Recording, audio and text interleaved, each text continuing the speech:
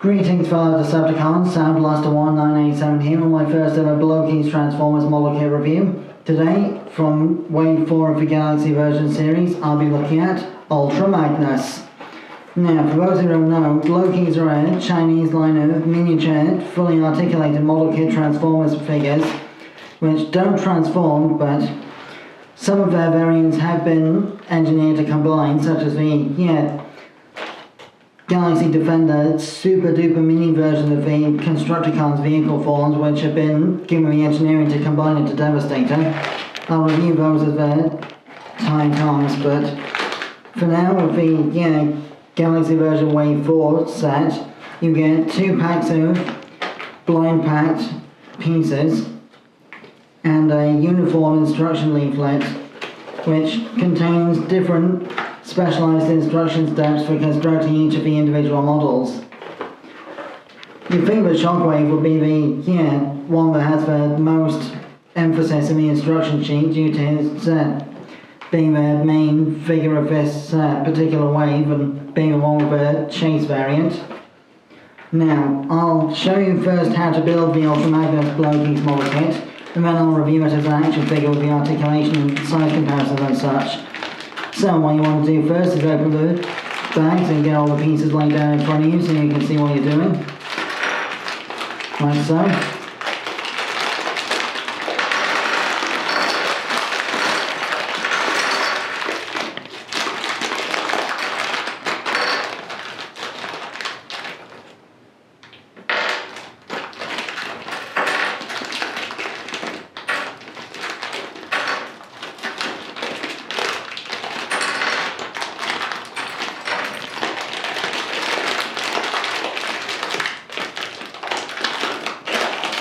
Make sure I'm not missing any pieces. Then open the second bag.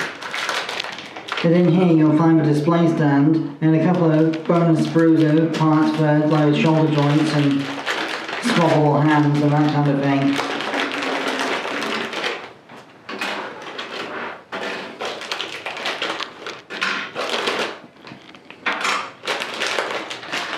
So, first of all, pop out the closed fist with weapon holding hole pieces, because those are the ones I'll be needing first and foremost.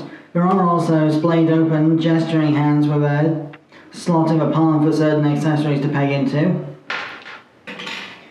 Then what you want to do is you want to pop out these ball jointed shoulder sockets like so, which will connect onto the torso piece. Same on both sprues because identical.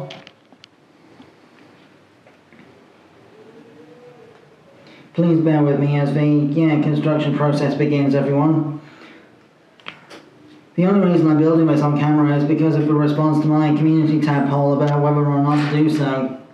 So, first of all Blokees mini models have a uniform torso piece similar to Lego minifigures.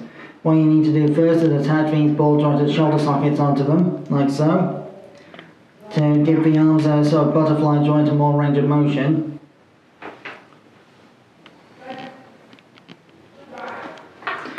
Then these white shin plates go on the front of the lower robot leg pieces like so.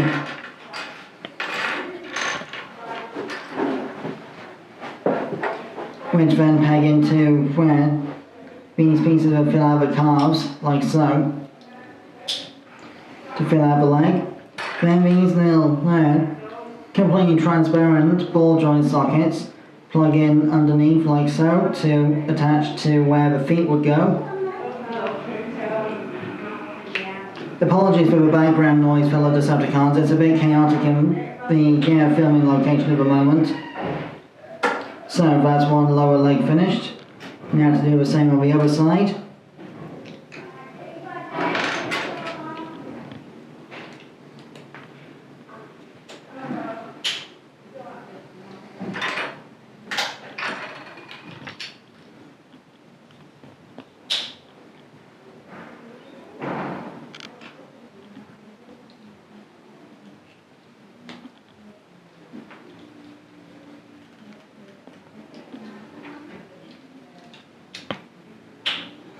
And that's the two lower legs constructed. So, next we need to build the torso.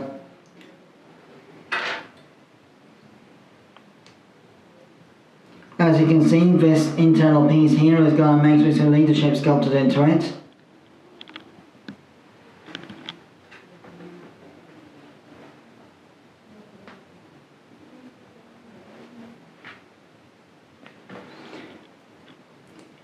And this piece forms the back. I've just seen on the instructions that these shoulder pieces are not actually needed for the Ultra Magnus build, so I'll just quickly remove those.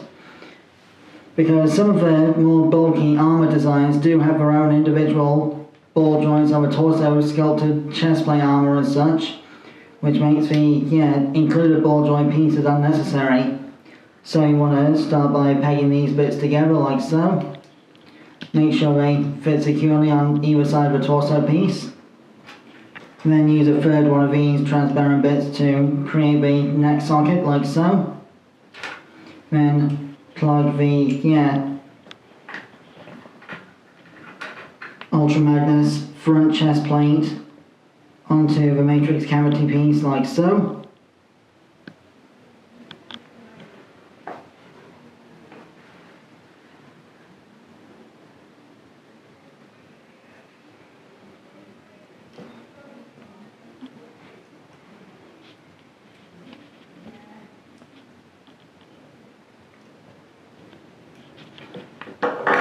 And then what you want to do next is assemble the waist piece.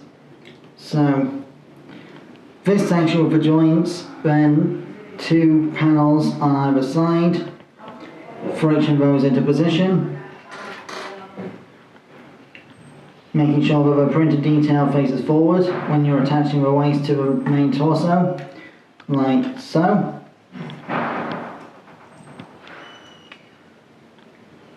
Then what you want to do next is pop out the rest of these pieces from this sprue here and use these to create the elbow and knee joints. So they just fit together like the halves of a Lego hinge mechanism piece, like so. Apologies for how long this construction process takes for a lot of Decepticons. So, once you've done that, you need to put one of these ends into the hole of the top of the knee assembly on the lower legs, like so. Make sure it clicks in place. Then you want to use these 5 pieces here, attach those. And then connect those to the ball sockets on the hips to attach the legs into position. That's one leg already done.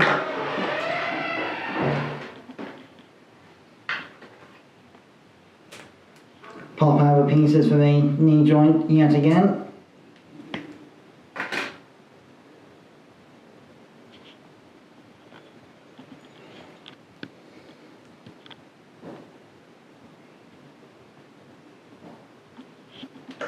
It's a very repetitive process with some of these, I have to admit, but it's a necessary one to get the job done.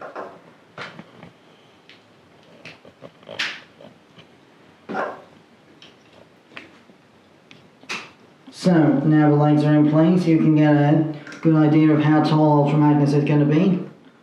So, the next phase of the construction process is to assemble the head. So, you want to take the white piece that's got both the face and the antennae on it. Then this piece that's got the eye colour on. Stick that in there like so, so the eyes are coloured in. Then you want to attach the front side of Magnus's helmet like so. And complete the whole thing by sticking in the back piece of the helmet like so. The blue piece with the eye colour is also the socket for the ball joint on the head, so you can now attach that to the torso. Complete, like so. Apologies once again for the background noise for all the Decepticons. It seems not everyone respects the fact that I have to film for the channel sometimes. And I've just realised I forgot to put a windscreen into the chest piece, so bear with me while I disassemble this. Some of these parts friction together pretty strongly, so I might risk damaging something if I'm not careful.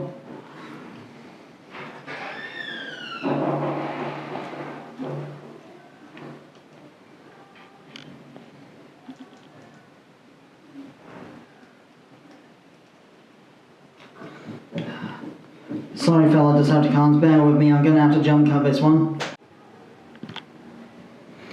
Apologies for the jump cut fellow Decepticons, as you can see I have finally fixed the windscreen inside Magnus's chest plate to hide the visible matrix skeleton within. So to continue the assembly process, what you want to do next is take these white shoulder stack pieces here, and these little red missile pieces, and clip the missiles into place like so, on either side, attaching those onto where?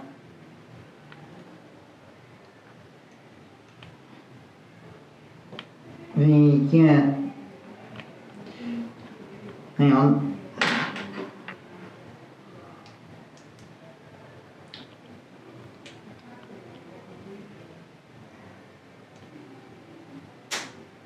Attaching those onto the shoulder pieces like so.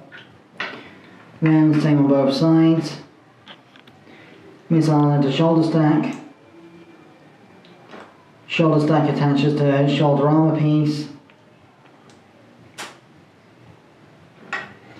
Then shoulder armor piece attaches to bicep.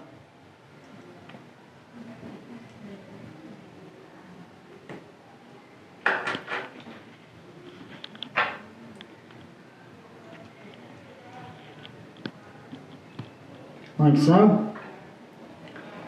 Then the biceps attach onto the shoulder joint assemblies of the chest plate.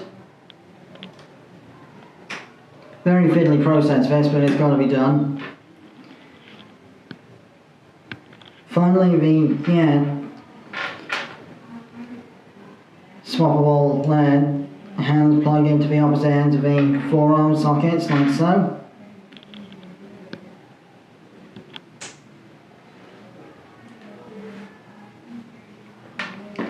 And now we need to pop out the rest of these pieces to make the elbows.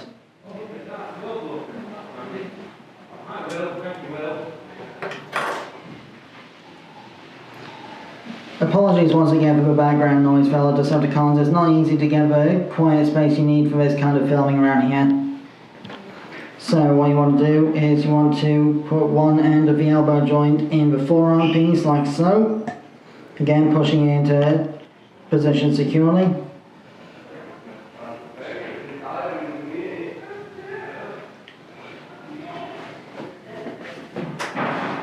This is very hard work on the fingertips, so try not to build too many of these at once if you can.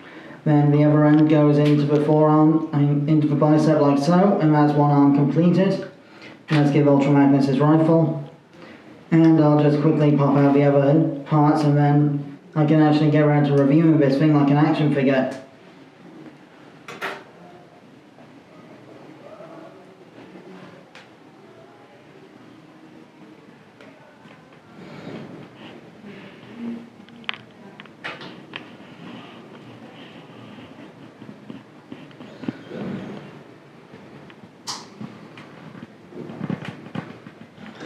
Same on both sides for the arm attachment, and Ultra Magnus is finally complete.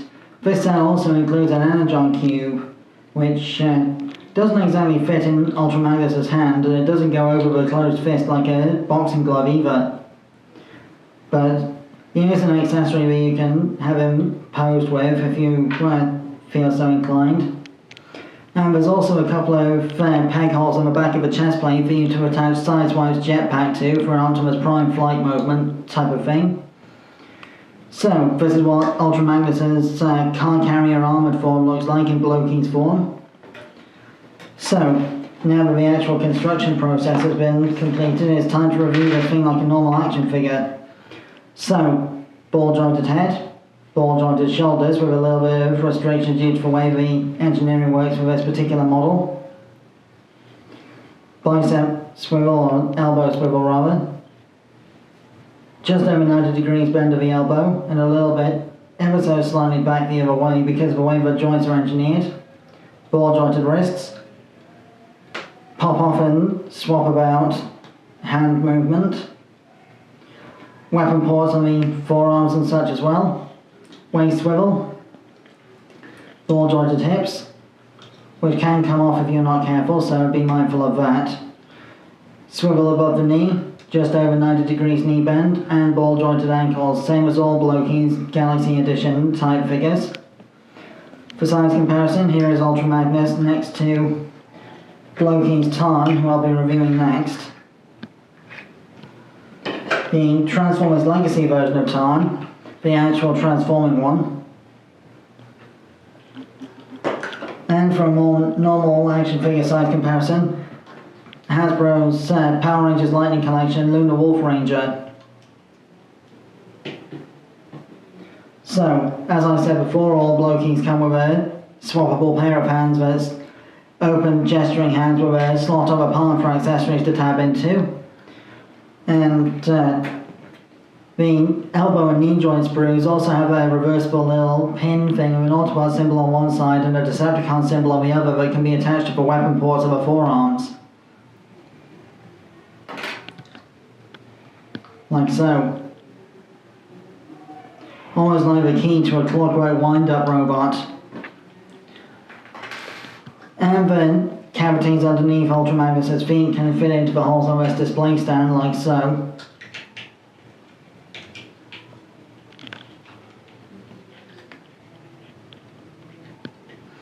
And there are interlocking pins on the sides of the display stand that allow it to link out with other display stands to make a whole row of them. So, with that said, I've been Soundblaster1987. Thanks again for the people that voted for me to build Ultra Magnus on camera. Apologies for the jump cut, but it was a necessary precaution against the length of this video getting too long. So, with that said, I've been Soundblaster1987. My next review will be Blokees Tarn, which, being pre-built, will be just a normal shorter action figure review. Till then, till all are one.